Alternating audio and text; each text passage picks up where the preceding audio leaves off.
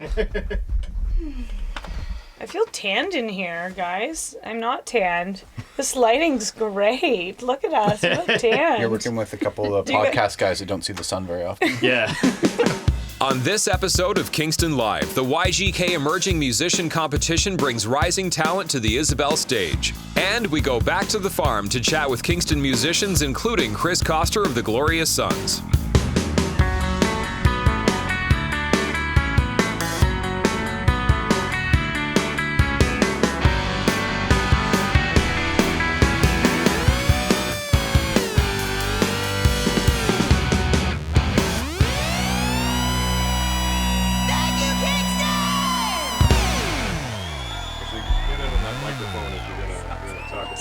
Sure, if we're rolling, I'll get it. Yeah, like as far as I'm concerned, we're rolling. So, a couple of months ago, when we did the show, we had Chris and Terry come in and talk about the Joe's Mill, and I didn't know that there was a theremin. Sorry, I'll stop now.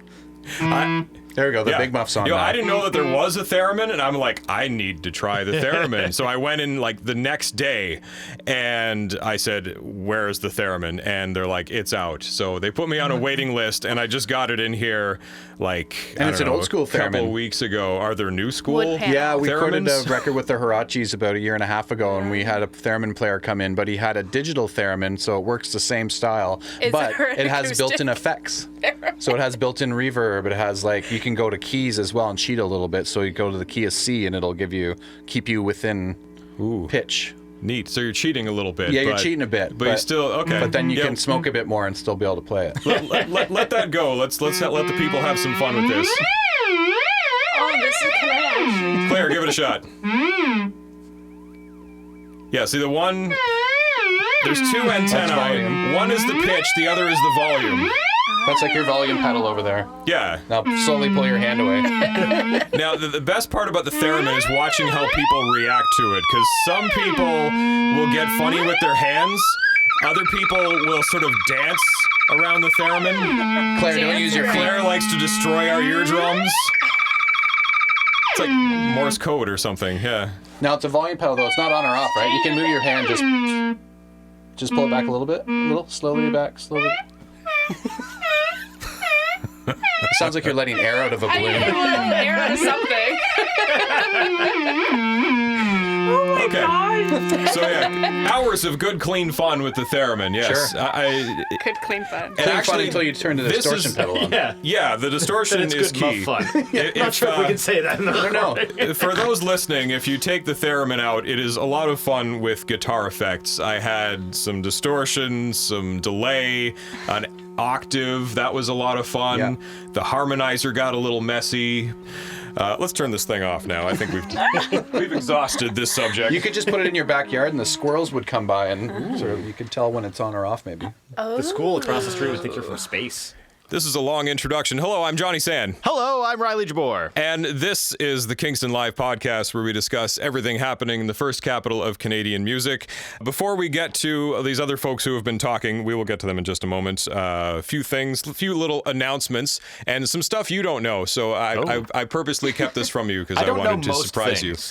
Oh, usually you know the things. Just in the general scope of things to know, most of them I don't. Okay, well, in the world. These are some things that I'm going to tell you, and you will know.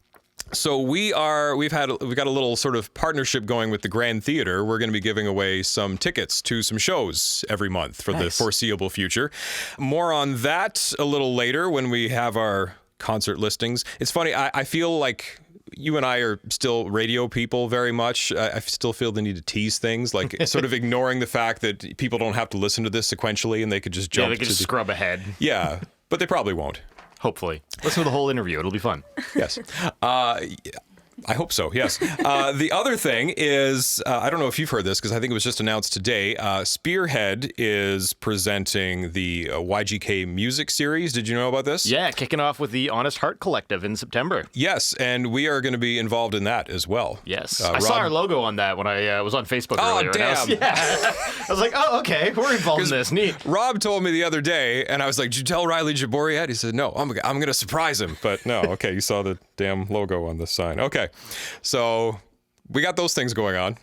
Another thing that might be out of date by the time this podcast is released, just today, the wilderness documentary Unstoppable was made available on YouTube. Yes, I haven't had a chance to watch it yet, but I am dying to. I watched it just this afternoon because we talked about that several months ago. Celine Klein, who is the director of it, that was premiered at the Kingston Canadian Film Festival. It was in the shorts category, and that actually won the award for Best Short. And it's only like 16 minutes long. So yeah, if you want to see that quick little documentary about the wilderness on the road, it's called Unstoppable, and it's great. I loved it. Do you want to tell the nice listener who these folks are that have been waiting patiently for me to shut up? Yes, absolutely. Although I just realized, Katie, what's your last name? So I can put you into this intro as well. Little John. Little John? For real? Yeah, I know. I don't lie. Yeah. Is it hyphenated? Nope. Dang. Word. That is a really neat last I know. name. I'm not even editing that. I'm leaving that in. Okay, Little here we John go. Clan. As anyone working in music will tell you, getting a career moving is incredibly difficult no matter how talented you are. Luckily, there's a new opportunity in town for musicians looking to jumpstart their careers. The YGK Emerging Musician Competition offers Kingston musicians of all genres and styles a chance to put their music in front of a jury of accomplished local artists for a chance at one of 5 finalist spots. The 5 inaugural YGK winners' music captures an incredible variety of styles, ranging from folk to Iranian classical, and on September 20th, they will be taking to the Isabel stage for a finalist showcase celebrating their music. To chat about this new organization and its winners, we welcome back Claire Bouvier, who helped put together the YGK Emerging Musician Competition, along with Aaron Holmberg, technical director of the Isabel, and Katie Littlejohn, creative coordinator of the YGK Emerging Musician Competition. Welcome, friends. Thank you. Okay. Sorry. I was getting Who really needs a excited. theremin when you can make the sound yourself? Sounds awesome. I was getting really excited. We just hijacked Katie from work, so she's pretty Yeah. excited to be out there right now. May or may not have told my boss I left. Technically, you're on the clock. I love it. Yes. Awesome. Well, welcome. Thank Thank you. you. And Claire, this is awesome because we were talking about this last time you were here. Yeah. And it's it's- happening. And it it wasn't is. that long ago either. No, it's it was an idea at that time, but these people around me, they move fast, and this could have not happened without all the people part of it. So yeah, I was going to say Claire moves fast because it's a funny short story about how this came about. It was literally like a show was gonna start probably in about 10 minutes at the Isabel. Claire was there to see it. She came running up to me with a beer in her hand, just like, and I'm the technical director, so I'm kind of on the ball, getting ready to start the show. And she's like, I've got an idea. I was like, okay. The quick pitch was this emerging artist idea. So long story short, intermission happens. Apparently at intermission, she tracked down Trisha Baldwin, our director, elevator pitched her before everyone went back into the concert. And then like on Monday or Tuesday, we were in an office with Trisha talking about this. And here we are. Awesome. Here we are, yeah. Let's start with, how do you pick, because we have 5 finalists. We call them finalists? We call them finalists, Take it but away, Yes. Aaron. We've got news. Okay. So it's 6 now. Oh, it's 6. We had so much support, and it was just like, yeah, we were just able to, a lot of people like Ballytobin, Venture Club, and Kingston Active. yeah, came to support us. And then all of a sudden we were like, we can actually do 6 artists. So we're going to record 6 of them tomorrow and have the showcase will be 3 intermission, 3 more. So how deep into the judging or the whatever you want to call it, looking at it from the jury, were you when you decided, okay, we need to have 6 because there's such a wealth of talent to pick from here? it was the morning we planned to announce. I got some texts from these guys. I'm in Berlin at the time. Yeah. We're You're- going to do 6. I'm sprinting down a road in Berlin trying to get reception. I'm calling Aaron. Katie's calling me, and I'm like, we have to do 6. And then Yeah. So we made the call, and yeah. Correct me if I'm wrong, something around the lines of like 40, 45-ish applicants originally? 43. Yeah. impressed. We were really excited for that number to come in. It's a brand new thing. You don't really know what the response is going to be. And people had to pay to apply to get for the administrative costs on the platform that we're using. So it was awesome. Yeah. And it was really a thorough, like, Katie, you want to talk about I think a lot of people were wondering how the jury worked. Do you want to talk about that? In terms of Well, I'm The curious to know judging how process, you yeah. chose the finalists. Yeah. the finalists. 7 jury members. We had 7 amazing jury members who were all sort of hooked up to getaccepted.com, which is the platform that our applications came through. And so on the day that they were open to start scoring, they could go up on getaccepted.com. They would take a look at the video that each applicant submitted, and then they scored on a scale of 100 based on lots certain of criteria. points. You know, Yeah, we didn't break it down for them like they get this score for musicality, they get this score for technical ability. It was sort of like a whole. Everything is considered into one score. I basically had a checklist. So like, you know, dynamics of a song structure, creative thought put into the song. You know, we also had sort of like, it was all shot on iPhone videos. We didn't need a fancy video, so we wanted anyone just to be able to set up their iPhone and send one in too. So it wasn't judged on. Yeah. Or Android. We do not. Yes. This is not sponsored. Yeah. So the idea was that it wasn't, you know, someone who was technically fantastic, but didn't have the spark of perhaps someone with, you know, the it factor, if you will. That person wasn't just not capable of making the higher score because of a technicality. We wanted it to be more broadly scored than that. So that's what we went with this year, and we came up with 6 amazing finalists because of it. And the really broad range of genre. Like, we're really impressed with. Yeah, the sort of musical diversity of it is very surprising. Yeah, delightfully surprising. Yes. That's well, we've been saying for a while, even with the podcast, we're like, we don't want this to be just a bunch of white guys playing rock music, because there is so much out there. I mean, Kingston's known for that, but there's just so many people doing amazing things out there. Totally. Yeah, it's pretty impressive to have an Iranian solo, like it's an instrumental, the santur. I hate to say this, but it's similar to the dulcimer, I guess, if someone doesn't know what a santur is. But I don't know what a dulcimer is. Well, santur is a bar on Princess. Yeah. And then, you know, Similar the to a jazz smoked and porter? jazz and country and, you know, some folk and lots of different styles. There's an electronic percussionist playing with Savannah Shea. So it'll be pretty interesting. And I think it was really interesting. All top 6 are female musicians in Kingston. Yeah, I wanted to ask that too. It's almost sort of the elephant in the room. How did it, like, how did we end up with all ladies? The judges didn't talk to each other whatsoever beforehand. I'm not suggesting it was sexist. I'm just curious. No, it was just we set the judges up so that they had to basically as well say if they had any conflicts with any of the applicants, because Kingston's a small place. So, you know, we've got Emily Fennell on the jury, Cindy Gibson, Zane Whitfield, John Burge, a few different people, and everyone knows everybody a little bit. So if anyone had already taught somebody or had a professional relationship with them, they would be taken off judging them. So the judges didn't know anything about each other really, or they didn't talk at all. And it just happened to become 6 females that kicked ass. Cool. And Michael. Savannah and Michael. Yes, Michael's playing upright bass with Savannah. So guys who Ladies and represent. Michael. Ladies and Michael.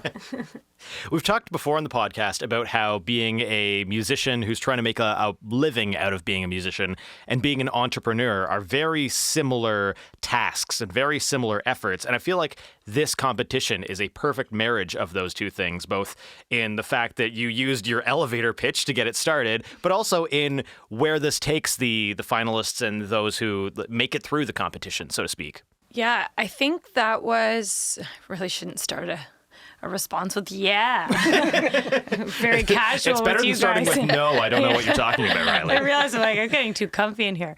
That was round 2. That was the biggest thing about this that I really wanted to, when we were first kind of putting it together. You know, I've spent years kind of thinking of this and just building the right partnerships and relationships, and then, you know, having someone like Aaron and someone like Katie, like, all the pieces had to come together. And then now that I'm working with Kingston ECDev, it really kind of solidified that next piece, that being a musician is, you know, it's just like being a photographer or a visual artist. You need that other piece, the selling piece. You need to know how to, you know, market your product. You need to know how to do the financing and the sales and the day-to-day operations. And I think as musicians, I don't know what it is, but they're not always given the same, or they're not invited into the same circles. And I don't know why that is. I actually not sure. So I really want to spend, this year dedicating the musicians to getting a platform of some business skills and getting them to feel comfortable treating their music as a product, just like anyone else would treat a product. And so I think it's really important to, as a really successful musician, I think it's two parts. You have to understand and know your music, but then the actual knowing how to market your product, because we were talking about this the last time, was that, you don't have a label doing that for you anymore. You have to do everything. And I think musicians are an underserved industry when it comes to business skills, and maybe correct me if I'm wrong. But so that was something I'm really dedicated to working with the musicians over the next year. And Kingston Dev has been a great sponsorship. We're actually going to be running business workshops dedicated strictly to musicians and creatives. So, how to build your PR, your brand kit, from, running a proper tour and getting all those pieces, and knowing what your profit margin is on your product, and not just, giving your music away for free and hoping that one day, you go viral on YouTube and someone will find you.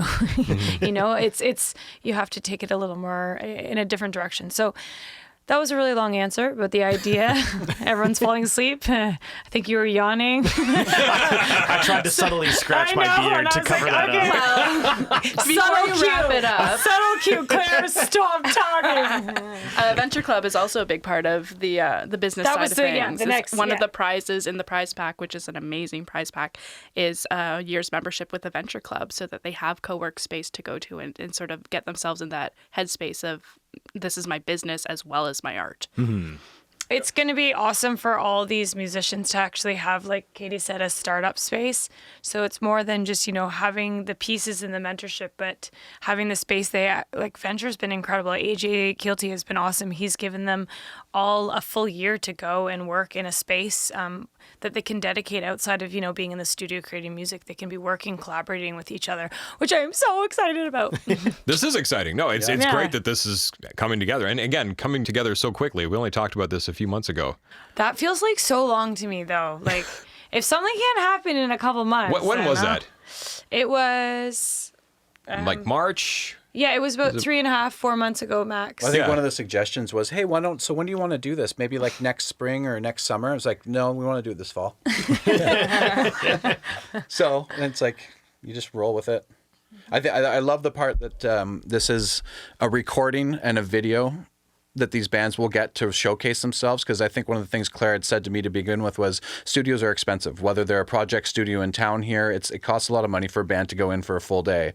So to sort of offer this up and offer like a nice video shot, it gives them something in their hand. Because I've recorded with a lot of bands over 20 years now, and one of the biggest questions is, we're done at the studio, the record sounds great, is what do we do now? Yeah. And they don't want to know. And then it's like, how do we shop this?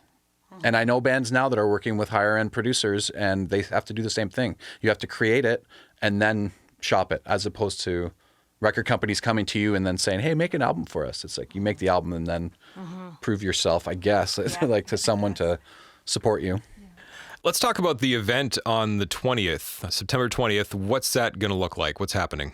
That's going to be at the Isabel Bader Centre on stage, where we're actually recording tomorrow. So we'll do the recording tomorrow without any audience. And then on the 20th, it'll be the 6 artists performing. They're going to get about probably 15 minutes each. So it's kind of a showcase style. And they'll get up and probably play 2 or 3 songs based on that and share the stage and just have a big celebration.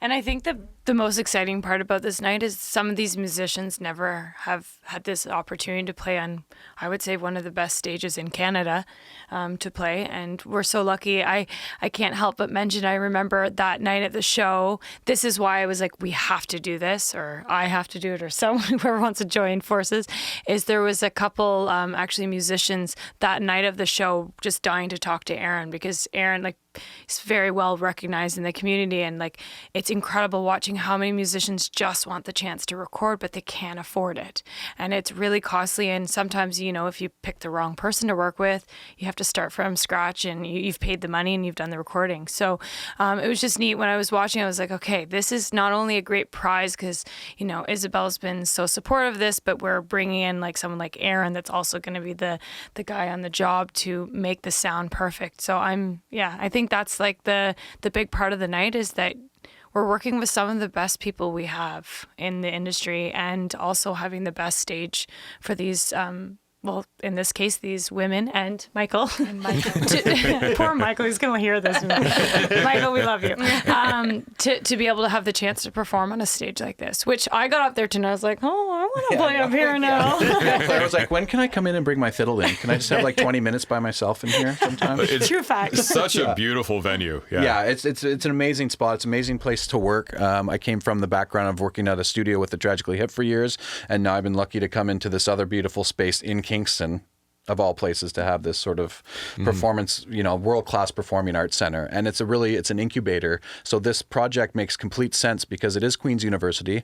Students perform on this stage with the Queen's Symphony and the Dance School of Music and Drama. And then the next night we have Emmanuel Axe, who is basically like the classical music Freddie Mercury or something, you know. So it's a wide range of people, and it's just such a great, like, these artists that are playing too, it's not like they're new to this. Michelle Kasaboski has been playing live a lot, and all 6 of them are stellar players. So it's not like it's just giving them an opportunity to get onto a stage like this, I think, is really special, and it's like they deserve it. Like, even all the entrants, it was amazing, the applicants. I wish we could have done this for all of them. Yeah.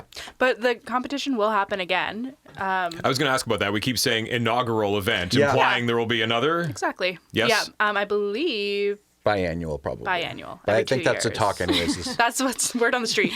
Hey, I didn't really have to do much. You have to talk to Katie or Aaron. I'm like, yeah, let's do it every 4 months. And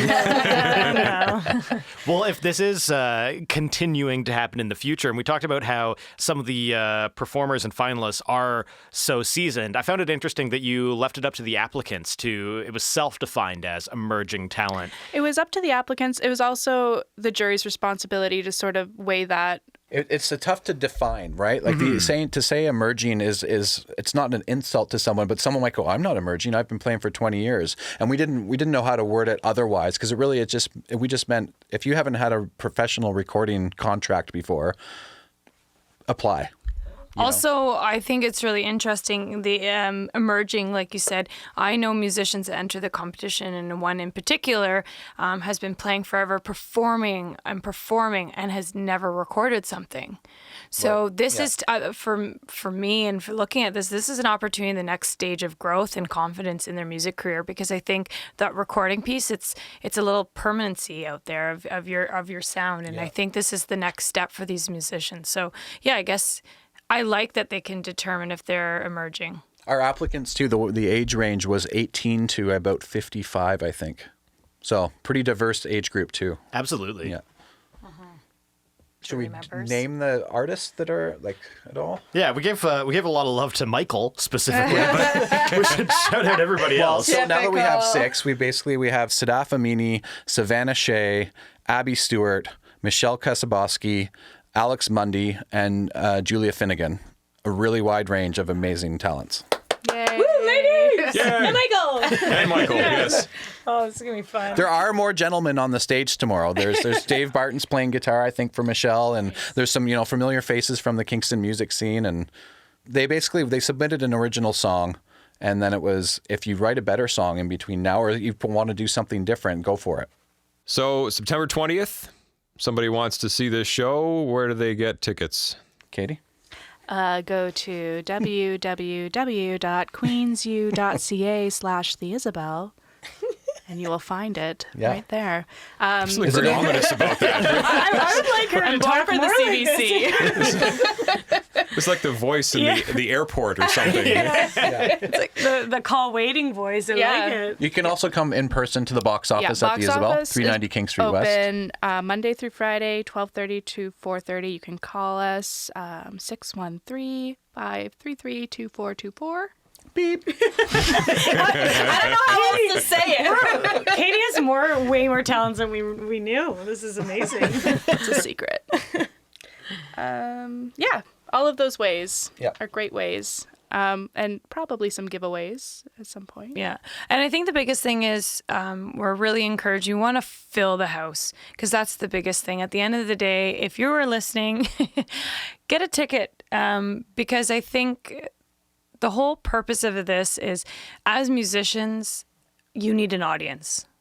And I think if we can get the whole town out to celebrate these musicians, that it's going to be, they'll be a little nervous, but to have them out, this is a big step in their career, and to have the whole town out supporting. Catch them before it costs $100 to see them. They're really good. Yeah, well, I was going to say that's a huge. Thanks, Aaron. That's in a couple of years from now, there's a good chance it's like you're going to go see Abby Stewart, and it's going to be a $50 ticket at a stadium or something like. Yeah, well, I was going to say that this is an opportunity to see those people, because we always talk about all the talent in here, and usually it sort of ascends incrementally. But yeah, this is a chance. Like, hey, these people are going somewhere. Sure, yeah. Come check them out. Yeah. Yeah. And we'll be posting their videos as well. So when we do our recording tomorrow, it's audio and video, sort of a live performance situation. And we'll be posting those on the Isabel's website as well. And I'm sure some other spots as well, so that people can check out the artists. And yeah, we're on Instagram and we're on Facebook. What's our handle? Yeah, YGK Emerging Musician Comp. Nice and short. Cool. And tickets are $12 through $25, depending on who you are. So visit the website to find out who you are. What do I pay? We'll see. yeah, visit the website to find out. Enter your name. It will tell you how much you have to pay. We're really taking this to a new level. Yeah. I want to know how much Riley Jabour is worth. Don't we all? Well, guys, this is great. We're so excited. And I mean, this is what the podcast is all about, is just getting, because there's so much talent in this town, just getting it out there. And this is a huge jumpstart for 6 people and Michael. And I like that Michael is no longer a people. I really hope Michael hears this. I don't know Michael, but Michael, hello. You're the best. Yeah. But also just We'll be knowing watching that for you. our sponsors, like we valued that each winner is receiving roughly a value of $7,500. $7,500. Not bad. Yeah. So $7,500, that's pretty substantial for, well, anyone, but especially, these musicians, that it's going to go right towards their career. Well, guys, thank you so Thank much you for so coming much for in. having us. Thanks for having Yes, it was us. fun. Thank you. Appreciate it. Fun. Woo! September 18th, 5 Alarm Funk playing Blue Martini. September 18th, Walrus at the Mansion. September 19th, it is the inaugural YGK Music Series. That's got Honest Heart Collective performing. They've been in Kingston a few times, open for Wilderness, their headlining show, the Ale House. Also on that bill for the YGK Music Series, not only Honest Heart Collective, you got Brother Elsie and Oak Ridge Ave playing. It's going down at the Mansion, presented by Spearhead, with KPP and Kingston Live as co-presenters. September 21st, Justin Rutledge at the Grad Club. Also that same day, September 21st, the Glorious Sons making their triumphant return to Kingston, playing at Richardson Stadium. That's going to be a huge night. And as mentioned earlier, we have some tickets to give away, courtesy of the Grand Theatre. Now, this will be a monthly thing for the foreseeable future. The Grand always bringing incredible talent to Kingston, and this month is no exception. We have tickets to see Juno Award-winning and Grammy-nominated Rufus Wainwright. The show is called Oh Solo Wainwright, an evening with Rufus.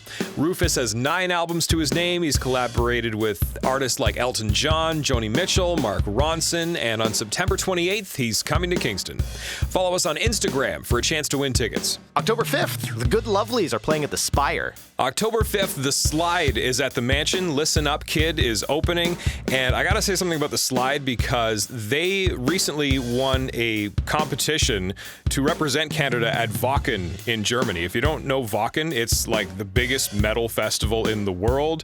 And they were there, and they're back. They're on their 10th anniversary tour. See this band. They're from Toronto. They're amazing. Rob and I saw them sort of by accident a few months ago when they were on the same bill as Oak Ridge Ave and Hollywood, and we were just unprepared for The Slide. So if you like metal, go check them out. I love it.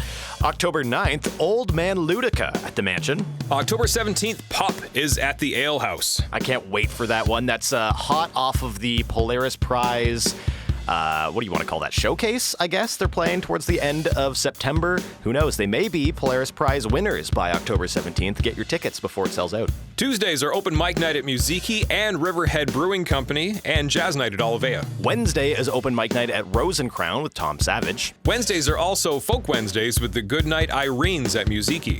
You can catch some live music at the Toucan every Monday, Friday, and Saturday night. For details on these events and others, along with lots of other things to do, places to eat, places to stay in Kingston, check out visitkingston.ca. You want to set the tone here? Yeah, sure. We are live on location, as live as you can be on a monthly release podcast, at Mackinnon Brothers Farm for Back to the Farm Beer and Music Festival. Joining us right now in the podcast, one of the many performers this afternoon, this evening, this big, long, hot, sunny day, Megan Hamilton. Hello, friend. Hey, friends. How's it going? Good. It is good and sweaty. It is so hot here. It's so sweaty. You guys have no idea. You think you're hot. It is so hot on stage. It's insane. Yeah, you got lights up there, right? I don't know, but like that. I saw there were lights. Oh, okay. Probably. We're not really sure. There's a tent and it holds everything in, and you're like, I'm hot. Yeah. But that just like adds to the performance, I think. Well, it was a good performance, so it obviously didn't hurt. Yeah. It was really fun. I did start on the wrong chord when everyone else was on the right chord, but as soon as I did that, I was like, that's like my biggest mistake, and from here we're just gonna have fun. And that's like an attention-getting, like, if you start on it, it's the first thing. Everybody's like, everyone else is starting on the right chord. But I think that if you start on the wrong chord, it really sets you aside from all the other people. This is true. If you were halfway through the song and then hit the wrong chord, then you'd be in trouble. Yeah. I mean, I might have done that too, but who's to say? So correct me if I'm wrong, this is your first time performing at Back to the Farm. It is, yes. I think I've come to every single one, but this is my first time performing. Yeah. So as someone who has attended the festival every year that it has existed, you've been able to watch it grow and then attend as a performer. What would you say is the biggest difference you've seen year to year, the growth of the festival? Just straight up the growth, because it is so huge now. There's like 5,000 people that come, which is gigantic. And they've sort of reconfigured the festival this year, which I think works really well. There's sort of like just a music area, and then there's like food trucks and all the other vendors, as well as the kids area, sort of in a separate place. So you can camp out and take turns going and getting stuff and then coming back. But also, like, this giant structure behind us is new. That's the almost different. barn. But it's the vibe here, and I'm sure you guys know, because I think you've also come like a fair amount. The vibe is always so comfortable. I think that the brothers trust their concert goers, so that there's not that sort of level of like intensity where you're like, they're gonna check my bag, or it's just like really enjoyable. It's a very chill crowd. Everybody's here to have fun. It's just fun. I got that vibe too. This is my first time being here. Is it really? Yes, and as soon as you walk in, you're like, yes, the Mackinnons clearly have a relationship with their patrons, I guess. Didn't it start off as like a party? Like they just wanted to celebrate all the people who helped them. Yes. Get to we where talked to they Chris were. Morris a few months ago, and he said that, it just started as an anniversary party, and it just grew, and it's huge now, and it sells so out every year. Yeah. 5,000 people is a lot of people to take a half-an-hour bus or a car ride to Bath, Ontario, to a field, and then like figure out a way home. I gotta say, it doesn't feel like 5,000 people. Like there's a lot of people here, but it's a big space, You're and right. everyone's having a good time. Like that's the thing. It's so damn hot right now, but everybody's having fun. There's twice as many people in this field party, more than that, than the small town I grew up in where I regularly attended field parties. And it has just as many traffic lights. Yeah. More, actually. I counted on the way here. One is more than zero. So as a performer, you've done your set. There's tons more to catch. There's more acts coming up. There's more acts that have played. Who's some standout acts you've caught today, or some artists you're really excited to see tonight? Oh, like everybody's so good. That's the thing about this festival. Like honestly, it's so well curated. It hits all of the buttons that could possibly be hit. Like Vohan was amazing. I'm obviously so pumped for the beaches. I love them. My daughter loves them. We're letting her stay up late tonight so she can see them. The Wilderness are so much fun, and they're amazing. And I'm excited to see Chris Koster. Bon Evans is like really good. Like everybody's so good, and this is going to be Fast Romantics. You know, like it's just. I think that what makes this festival so special is there's no weird pretense. It's like we want good music. We really appreciate bands that do a good job in front of crowds, and like it's not like an indie music festival or something where like everybody's different, and it's so cool. It bends all the rules in a very positive way, and everyone loves it. I love the focus on local here as well. Like so much local music and local beer. It's the perfect marriage of those two supportive and creative industries that Kingston seems to have so well. The beer is flowing, and that is a wonderful thing.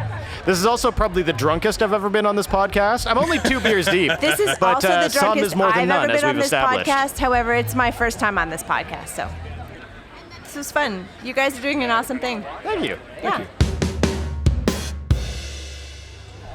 Whew, it is sunny. It is. It's super sweaty. We are live to tape, recording from Back to the Farm Beer and Music Festival, and joining me right now from the Wilderness. Introduce yourself, fellas. Hello, I am Jonas, and I am trolleyed. I am Sasha, and I'm Sasha. I'm Liam, Nick, Carl, and Henry, all in one person. Amazing. Disgusting. You guys just got off stage about like an hour and a half ago, something like that. And you had one of the most lively performances, I have to say, so far at the festival. Huge turnout for your performance. And this is your second time, am I right, performing Second at time at the festival, yeah. Excellent. And when was your first time? A couple of years ago? We were here 2 years ago, so 2017. What would you say as a performer you've seen in the growth of this festival? Because every single person we've talked to, either a musician or just someone like me who swings by to get drunk on a Sunday afternoon, has said the growth of this festival has been insane. Yeah, it's been pretty nuts. Like I remember being here 2 years ago, and it was only half the real estate of like fields and stuff being used for the festival grounds. Right now, it's spread out over double, which is crazy to see the growth. It's just something you can feel in town too. Like there was way more buzz about the entire festival, like months and months in advance, like way more than it was a few years ago. So like, it seemed like everyone was turning out at the end of the summer for this. So it's really cool to see it grow like that. As a festival, as the podcast focuses on local music in Kingston and the emerging artists around Kingston, I feel like this festival is so perfect to the thesis of what we do at Kingston Live, because it's all about the community of music and musicians that surround Kingston, and this whole festival encapsulates every single person with even a passing interest in live music in Kingston descends on this farm all on the same day, and there's something magical in the air. Absolutely, it feels like a big party with all of like the best people. Looking around, like from the stage earlier on today, I was looking out and I could see a sea of people, 99% of whom I know and love. You know, and everywhere I go, I bump into someone who either works at the bars downtown, or is a musician, or has a local business, or whatever. There's just such a great crowd of people who love music, who love the community, who like just getting together and having a good time on a Sunday afternoon in August. So it's really, this is Kingston in a nutshell. This festival, you take Kingston, you compress it down to one afternoon, this is it. You dedicated Dancing in the Dive Bars to the bartenders of downtown Kingston. Absolutely. Do you want to talk a little bit more about why and how that kind of shaped into the song? Henry, come join me. Come sit with me. Henry is here. Henry has joined us. Hello. Right. So one thing I think is really great about this festival is that they purposefully make it on a Sunday afternoon, Sunday evening, so that a lot of industry staff can come. Because if it was on a Saturday, there's no hope in hell that all of us are getting the day off. It's kind of the unsung hero job, so to speak. You know, like they're not necessarily. It's a thankless job from time to time. But people love bartenders. They love drinking. Without bartenders, there would be no good nights and terrible mornings. There's something magical about being in that crowd, and then when you call for the bartenders, you can hear and turn around and see every bartender you know singing along. Man, to it the was lyrics. amazing. I could see Graham from KBC. I could see a bunch of the Stone City crews, some of my fellow bartenders at Red House. I had some people who I used to work with at the Brooklyn who were there. There was a ton. There was so many people I could see who have either overserved me or I've overserved them. A bunch who I know are working later tonight. Yes, I was actually talking to a lot of bartenders, let's not joke. I was talking to a lot of bartenders all afternoon who have been serving me booze, and they've been saying, yeah, I'm just gonna like duck away from the tent so I can go check out the Wilderness set, because that's like the reason they're working here today. They want to be able to check you guys out, and they, couldn't get tickets because this sold out in like half an hour or something insane like that. Amazing. Let's talk about the jumpsuits, because everybody's been talking about how insanely hot it is today, and if I had to choose something to wear to the middle of a farmer's field on a hot Sunday afternoon, it would not be an Adidas tracksuit. None of us feel temperature, actually.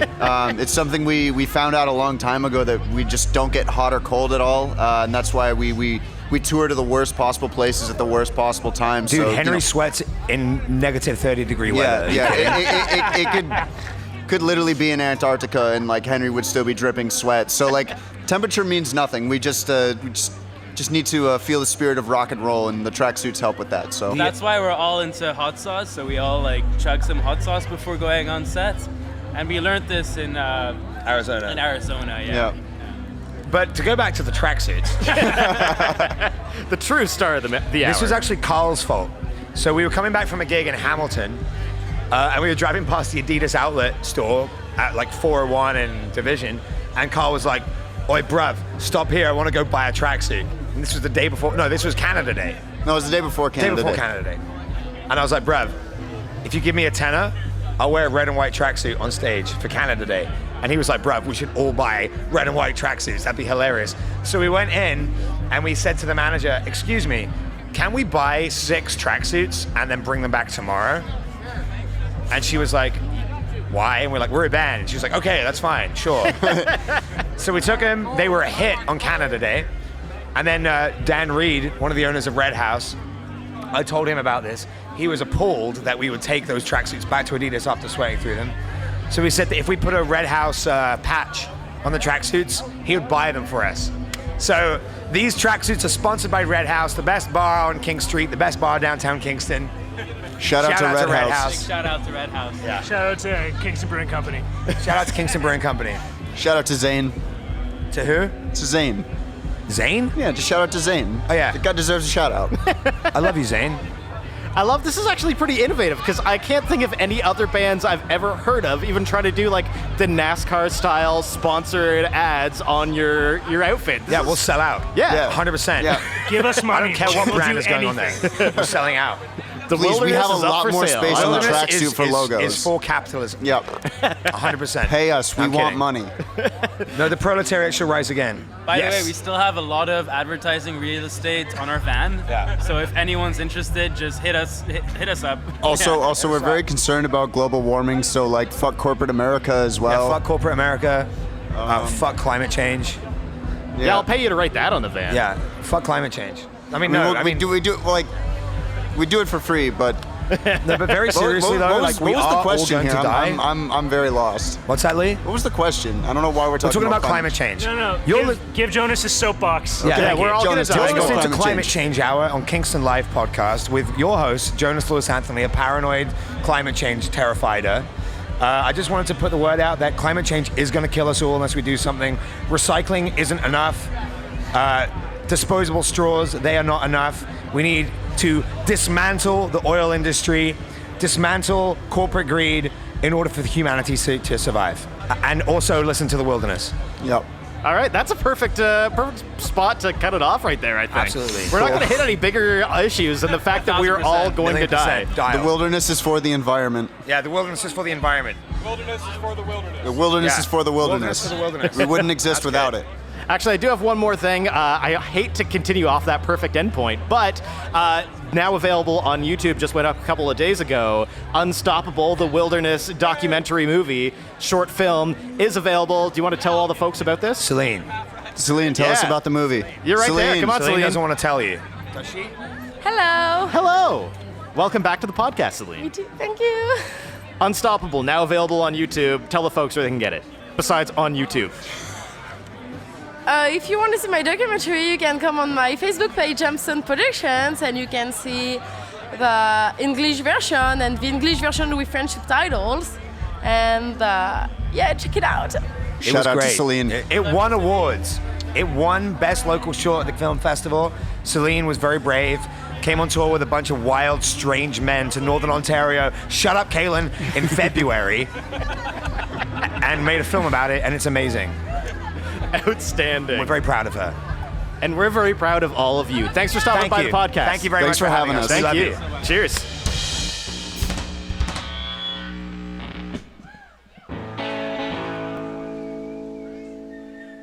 Thanks a lot, folks. We got one more song for you and we'll get out of here. Thanks for listening. The Fast Romantics are up next, and the Beaches after that.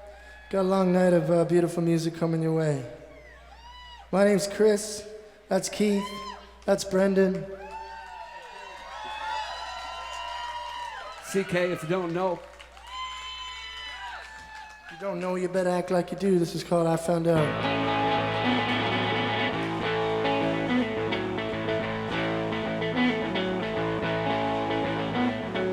I don't need you walking around my path anymore, just to come and lay your burden down. And I don't need a single thing from you anyhow. Ever since that thing that I found out, I found out.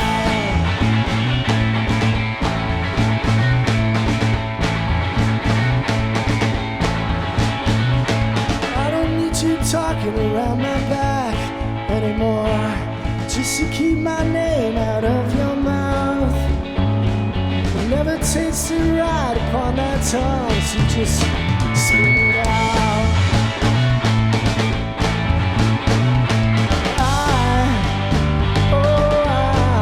I found out. I don't need you whispering in my ear anymore, all your little worries and your doubts. Never grind the hands upon the clock when time is running out.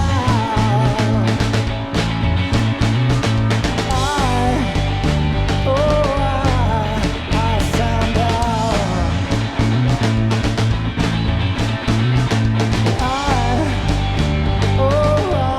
I found out.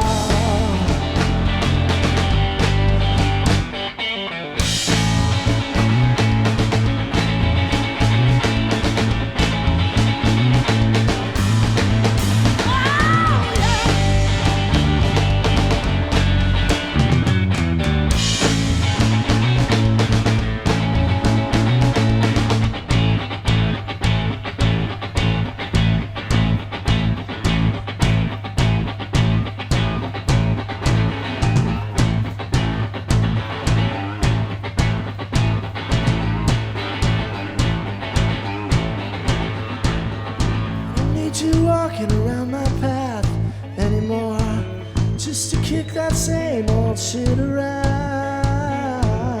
I don't need a single thing from you anyhow. Ever since that thing that I found out, I found out. I found out. I found out.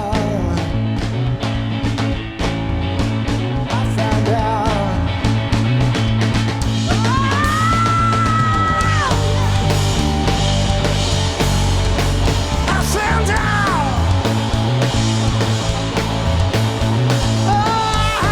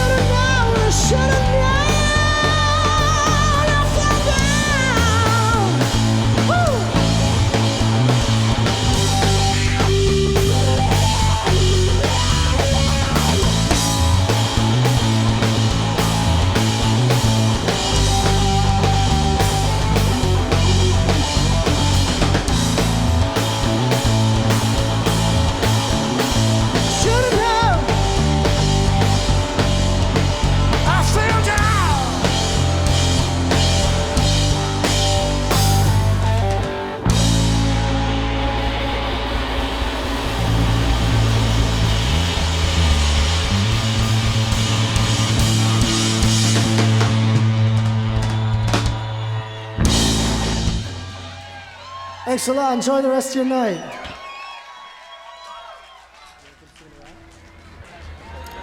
Though nowadays he's known for his work as the guitarist for one of the city's biggest exports, Chris Koster has been well connected with the Kingston scene for years. He started out as a singer-songwriter and multi-instrumentalist with a pair of records and a number of tracks to his name. He's also worked with several Kingston staples like Miss Emily and Gord Sinclair, and in 2015 he joined the Glorious Sons. Following the release of the Glorious Sons' upcoming record, A War on Everything, on September 13th, Chris and the band take to the stage at Richardson Stadium on September 21st. But today, he joins us after a solo performance at Back to the Farm. Chris, thank you for joining us today. Thank you for having me. So, as one of many Kingstonians who's followed your career over the years, I want to start by saying how great it is to see all the success you've had in the recent years. Thank you very much. How's that feel? Does it feel like you've made it? No, I mean, I don't know what that would feel like. It feels good to, not have to worry about my bank account as much, and it feels good to be able to, go play music that I really believe in every night. So yeah, no complaints at all. I don't know about the making it thing though. I never knew what that would be. Yeah, I guess it's a hard question to answer, but I mean, we always come back to the Glorious Sons because we talk about, usually we talk to people who are sort of up and coming, and then when we're talking about the people who've made it, we always come back to the hip and we come back to the Glorious Sons. So right. To us, you've made it, which is, it's great to see. Well, that's all that matters. And it's well deserved because you've been at it, you've been in the Kingston scene for a long time. A long time, yeah. I started singing in my first band when I was 12, and I'm about 91 right now, so it's been a minute. What about Kingston makes it special to you? Kingston's a really great place to come back to. When I was here all the time, I was getting a bit burnt out on it, but it's I say all the same stuff everybody says. For the capita of people, the amount of artists and musicians in specific that it's churned out is staggering for the amount of people here, and so. There's a very that's what we vibrant, always say. Yeah, we always come back to that. That is kind of the thesis of the podcast. Right, I bet. Yeah, because I mean, it's kind of hard to deny. And there's, for the size of the city, there's an amazing arts community. So that's super cool about it. And you got the water, and you got, the downtown district and all that stuff. So it's a pretty great place. Any favorite place to play in Kingston? Or something that maybe holds some sort of sentimental value to you? The only place I've really been playing the last few years, my solo stuff, is my buddies, the Reeds, Dan and Dave and Mike Reed, own a place called Red House. Yep. So that's always like kind of like a house party vibe. I love playing there. There's a lot of great venues, to be honest. I like the Toucan, Mansion, the Merchant, all those places. They're great. I cut my teeth in all those places. How does it feel to play Back to the Farm? Because correct me if I'm wrong, this is your first time playing this festival, but I have seen in previous years, I've seen you wandering around as an attendee I was here last year, and that was the first year I really came and hung out, and then that's when they asked me to do it. And of course, I had no idea where I was going to be this time next year, so it worked out that I was home, and so it felt great. It was, there's a couple of things I would have changed. It's always weird playing in the daytime, especially for a weirdo vampire like me, but my music doesn't necessarily lend itself to like daytime festival kids running around, So this is my manager, by the way. You want to say hello on the microphone? Say hello. Hi. Yeah, all right. So anyways, it was good. I felt good about it. I think it went well. With all the success with the Glorious Sons, I'm curious, because everybody likes to kind of glamorize success. I'm curious if there's maybe parts of it that aren't so great that people don't see. I mean, there's huge amounts of it that people don't see. I'm definitely not going to complain, especially after sitting on my ass for so many years. It feels great to be busy, but it is a very tiring lifestyle. You give up any sense of like privacy. I'm a man, I love a quiet room, I like my alone time, and there's not a lot of that. And but I wouldn't complain at all. You're tired. Yeah. You haven't released like a solo album in a long time. Is that something you're ever going to come back to? It's kind of, I really want to do it the right way. I've been so busy with the Sons that, truth be told, I haven't really been writing my own stuff much. Brett and I write a lot together, and then the whole band writes together. But, 2-3 year plan maybe, something like that. I would love to do something again and get 10 or 12 songs that I really feel passionate about. I'd love to do that. Right on. We're going to come to a big Kingston music moment that you guys are playing next month in a moment, but I'm curious, what's one of your favorite Kingston music memories as not a musician, but something you've seen in Kingston? Because you, I believe, were the very first Kingston musician I saw when I moved to the city. It was about 7 years ago when there was Paul Langlois playing Rock in the Square and you opened up, and that was my first exposure to live music in Kingston, and you blew my mind. Thank you. So it always has stood out to me in my memory, and I'm curious if there's any shows like that for you in your experience. I've seen some great, speaking of Paul, I've seen some incredible hip shows and moments all over the world with those guys, but in Kingston especially. And obviously their final show, being at that, was a pretty tough one to top.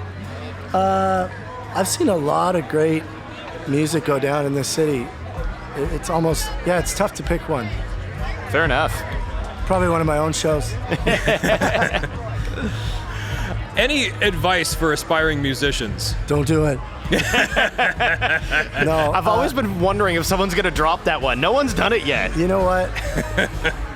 My advice to young musicians would be, if there's a possibility that you won't do it, then just don't do it. Because you either, I always say that musician isn't a lifestyle, it's a verdict. And it's kind of like... what does that mean? It means it's either born into you, especially nowadays, for how hard it is to actually make something happen and stoke those fires. People they don't make it out. If it's something that you're after for quote unquote success, it's probably gonna steamroll right over you. So if you have to do it, and do it if you have to do it. And that would be my advice.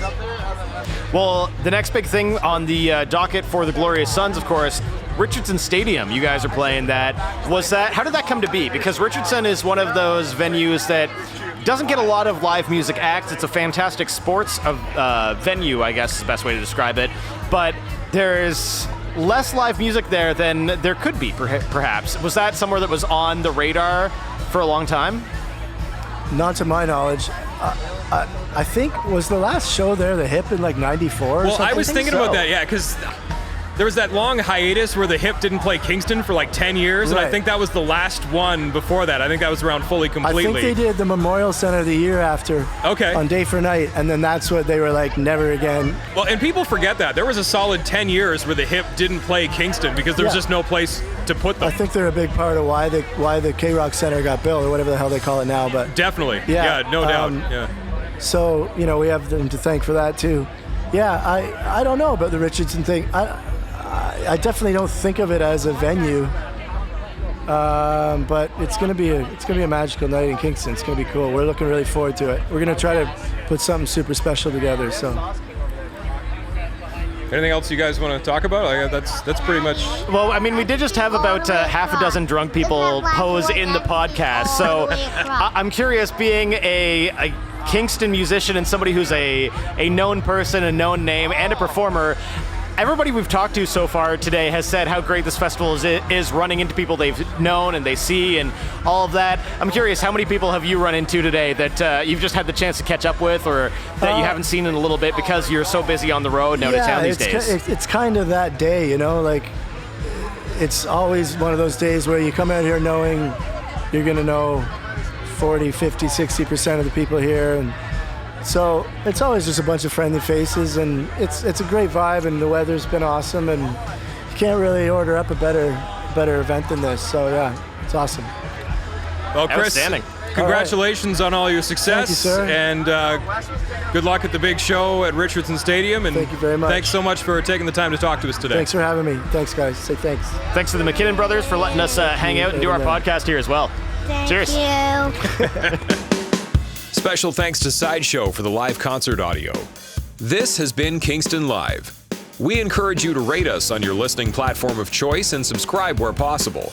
Kingston Live was recorded in Kingston by Titan Sound. Hosted by John Sanfilippo and Riley Jabour. Writing and research by Peter Sanfilippo. Executive producer Rob Howard. Opinions expressed by Kingston Live guests are their own and don't necessarily represent the opinions of Kingston Live producers and staff. A big thanks to the support of Tourism Kingston, who helped make this podcast possible. Check out the latest live music listings and many other experiences the city has to offer at visitkingston.ca. We'd love to hear from you. Email your thoughts, ideas, comments to podcast@kingstonlive.ca.